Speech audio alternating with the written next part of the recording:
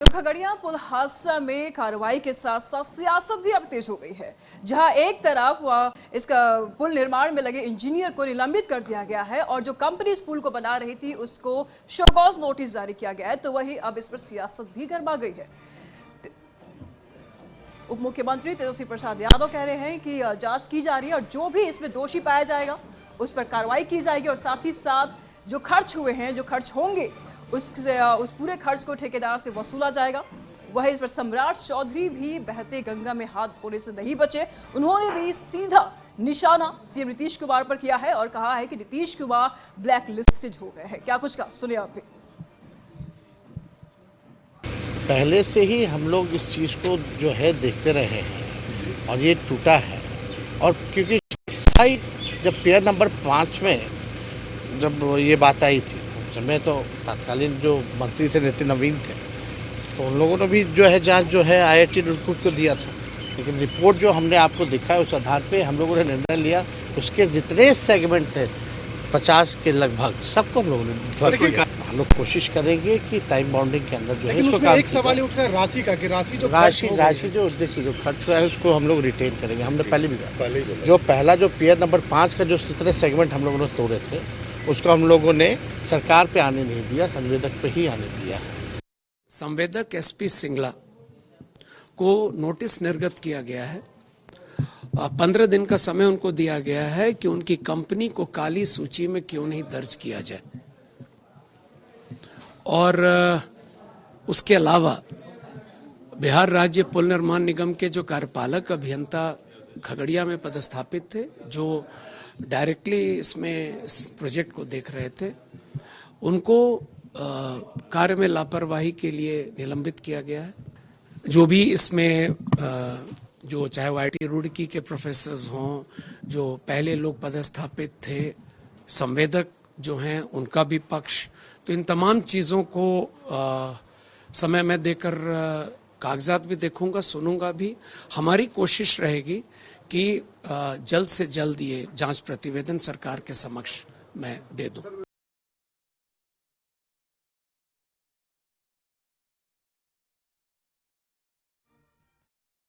कार्रवाई देखिए, सरकार ब्लैक लिस्टेड हो गई। ये कुछ भी सफाई दे, इससे कुछ नहीं होना। जनता ने देखा कि पुल कैसे ध्वस्त होता है हवा के झरोके, और हवा में जो नीतीश मॉडल दिखा ये जनता ने देख लिया और जनता को स्पष्ट है अब नीतीश कुमार ब्लैक लिस्टेड हो चुके हैं। प्रधान सचिव ने कहा कि जो कंपनी है उसको क्यों न। इस पर तमाम जानकारी के लिए संपादक अशोक मिश्र जी इस वक्त हमारे साथ बने हुए हैं। अशोक जी, खगड़िया पुल हादसे के बाद सियासत बिहार की बहुत बुरी तरीके से गरमाई हुई है। बीजेपी लगातार CBI की जांच कर रही है। सत्ता पक्ष का कहना है कि बेमतलब की जांच है। सत्ता पक्ष मुकर क्यों रही है, क्या बात है?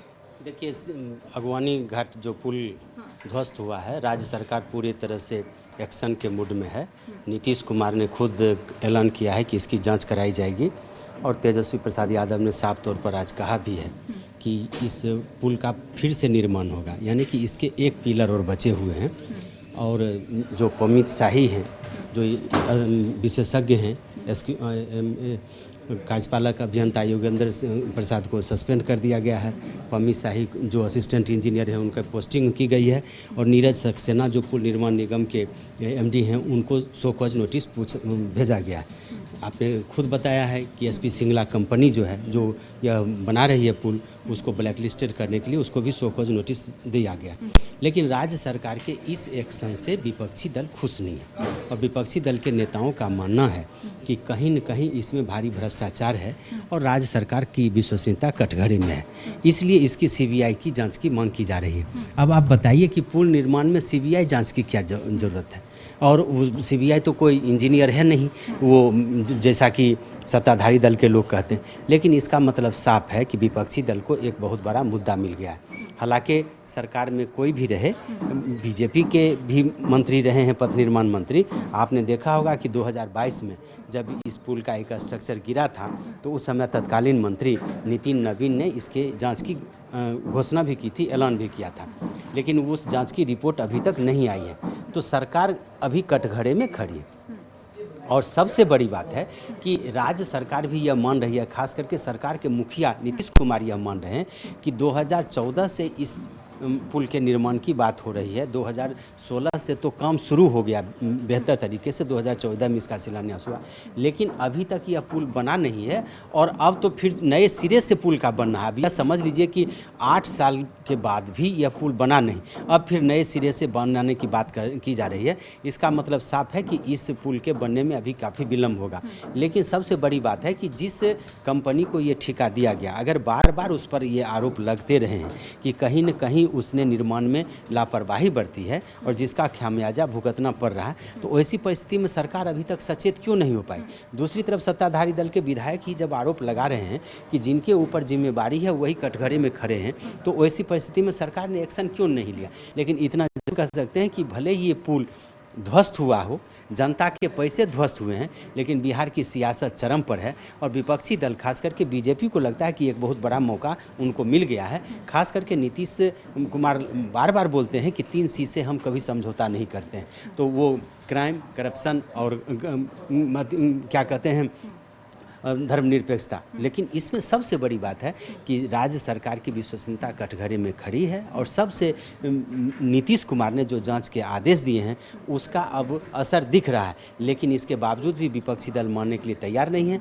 देखिए, अब CBI जांच की मांग तो खुद नीतीश कुमार की पार्टी के जो नेता हैं उन्होंने कह दिया कि क्या CBI एक्सपर्ट है क्या, अगर पुल की जाँच करनी होगी तो फिर वो इंजीनियर करेगा, और इसके लिए राज्य सरकार ने आदेश दे ही दिया। लेकिन इतना ज़रूर कहिए कि चुनावी वर्ष है 2024 और इसको लेकर के सियासत होगी ही। जी, सम्राट चौधरी बहते गंगा में हाथ धो रहे हैं। CM नीतीश कुमार को कह रहे हैं कि जनता के नज़र में मुख्यमंत्री नीतीश कुमार अब ब्लैक लिस्टेड हो गए हैं। 2024 नज़दीक है, 2025 का चुनाव नज़दीक है, तो क्या ये जो पुल की घटना है इसका असर चुनाव पर भी देखने को मिलेगा? बिल्कुल। देखिए, इस मुद्दे को लेकर के बीजेपी तो चाहेगी कि जनता के बीच हम जाएं, और परबत्ता जो इलाका है वह इलाका सम्राट चौधरी परबत्ता विधानसभा से चुनाव ही लड़ चुके हैं, तो वह जो इलाका है जहाँ पे ये पुल बन रहा है वो उसी विधानसभा क्षेत्र के अंतर्गत पड़ता है। इसलिए सम्राट चौधरी तो सियासत बात करेंगे, लेकिन इतना ज़रूर है कि विपक्षी दल के नेताओं की जो मांग है वो उसको भी नकारा नहीं जा सकता। आखिर कंपनी पर सरकार ने भरोसा किया, राज्य सरकार ने जिस पर भरोसा किया है, आखिर उस कंपनी ने क्यों दगा दिया, उसके निर्माण में आखिर ऐसी कौन सी गड़बड़ी आई कि 8 वर्षों के बाद यह पुल नहीं बना और जो बना वो अभी ध्वस्त हो गया। इसलिए कंपनी की विश्वसनीयता भी कटघरे में है। देखना है कि सरकार इस पर क्या एक्शन लेती है। फिलहाल कह सकते हैं कि सरकार भी चाह रही है कि चुनावी वर्ष में तुरंत एक्शन मोड में आवे और जो कंपनी है उसके खिलाफ कार्रवाई हो और फिर पुल का निर्माण जल्द से जल्द हो, ये सरकार भी चाह रही है। शुक्रिया अशोक जी आपका इन तमाम जानकारियों के लिए।